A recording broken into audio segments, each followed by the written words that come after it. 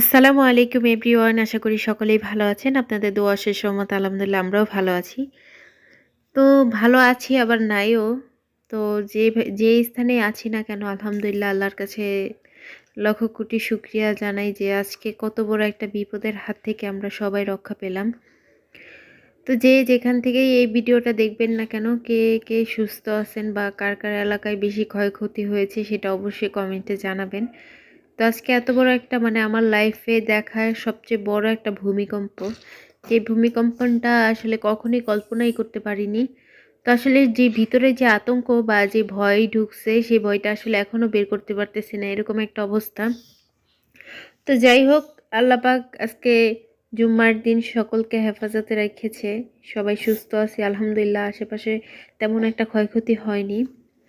তো আমি কিন্তু বাবা বাড়ি থেকে আমার নিজের বাসায় চলে আসছি। তো এটা হচ্ছে ২ দিন আগের ভিডিও। তো আপনাদের মাঝে আজকে শেয়ার করা হচ্ছে। তো আপনাদের ভাইয়া যেদিন আসছে ওই দিনই আরকি বাজার নিয়ে আসছে। তো আমি রাতের বেলা না করেছিলাম বাজার আনতে। তো সে আমার কথা শুনে নাই আরকি, নিয়ে আসছে বাজার। তো এখানে ৫.৫ কেজির মতো গোছ হবে। নিয়ে আসতে আসার পরে পাশাপাশি নিয়ে আসতে ভুড়ি। ভুড়ি বা বট আপনারা যেটা যে নামেই চিনেন না কেন। তো এটা কিন্তু খেতে খুবই ভালো লাগে। আমার কাছে খুব পছন্দের একটা খাবার। অনেকে লাইক করে আবার অনেকে করে না। তো এখানে কিন্তু আমি গরুর গোশতটা আরকি হাড়সহ মিক্স করে রান্না করব আজকে। শুধু ফ্রেশ মাংস ভালো লাগে না রান্না করতে বা খেতেও আমার কাছে ভালো লাগে না। আপনাদের কাছে কেমন লাগে সেটা কিন্তু অবশ্যই জানাবেন। তো এখানে আমি যা ময় মশলা দরকার আরকি সবকিছু একদম মানে কষিয়ে নিচ্ছি ময় মশলা। তো এখানে আস্তে আস্তে এই যে এখন গরুর গোশত দিয়ে দিব। দিয়ে ভালো করে কষিয়ে নিব। আপনাদের সাথে ভয়েস ওভার করতে যাব না কেন, তখনই আমার ছেলের সব ধরনের বাহানা। এই যে বললামই তো, সে মানে যেকোনো খেলনা যেকোনো কিছু সব আমার কাছে নিয়ে আসবে। ভয়েস ওভার করাটা তার মনে একদমই সহ্য হয় না। সে এটা পছন্দ করে না। তো যাই হোক, ছোট মানুষ তো সে তো আর বোঝে না যে মা কি করছে। তো যাই হোক, ওকে নিয়ে ভয়েস ওভার করতে গেলে আমার সর্বোচ্চ ১ ঘন্টা ১.৫ ঘন্টা লেগে যায় একটা ভয়েস দিতে। তো যদি খারাপ লেগে থাকে সবাই আসলে দিতে দেখবেন অবশ্যই। আর ভালো লাগলে অবশ্যই লাইক কমেন্ট শেয়ার করতে কিন্তু একদমই ভুলবেন না। আর আমার চ্যানেলটি সাবস্ক্রাইব করবেন, আমার পাশে থাকবেন আর বেল বাটনটি ক্লিক করে দিবেন।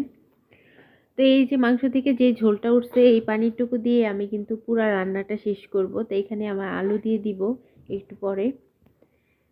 পানিটা আরেকটু টেনে গেলে আমি আলু দিয়ে তারপরে এখানে আরকি এই যে দেখেন আমার তরকারি কিন্তু ফাইনাল লুক, রান্নাটা শেষ হয়ে গেছে। তো পাশে আবার রান্না করব হচ্ছে ডাল ভুনা। তো আপনাদের ভাই আজকে বললাম যে পাতলা ডাল রান্না করি। সে বলল যে না, আজকে পাতলা ডাল খাবে না সে। তাই আরকি ডাল ভুনাটাই করে নিতে বলল। তো এই যে সিম্পল হিসেবে একদম কম মসলায় আরকি ডাল ভুনাটা করব। ডালে তো এত বেশি ঝাল মানায় না। এই যে আমি আমার মতন আরকি রান্না করছি। আপনাদের ভাই আবার ডাল ভুনাটা একদম শুকনা শুকনা রাখলে বেশি পছন্দ করে, ভিজাটা তার খুব কম পছন্দ। তো এই যে এখানে আমি কিন্তু ধনিয়া পাতা দিয়ে তারপরে নামিয়ে নিব। ডালটা বলক চলে আসছে। তো আপুরা ভাইয়ারা বা আন্টিরা যে যেখান থেকে আমার ভিডিওগুলো দেখেন না কেন অবশ্যই লাইক কমেন্ট শেয়ার করতে কিন্তু একদমই ভুলবেন না। আর আমার পাশে থাকবেন, আমাকে সাপোর্ট করে যাবেন, এই কথা আমি সবসময় আপনাদের কাছে বলে থাকি। তো আপনারা আমার একজন সদস্য হিসেবে আমি আপনাদের কাছে বলি, যদি আপনারা আমার সদস্য না হতেন অবশ্যই আমি আপনাদেরকে বলতাম না। তো যে যেখানেই থাকেন না কেন সুস্থ থাকবেন, ভালো থাকবেন। আল্লাহ হাফেজ।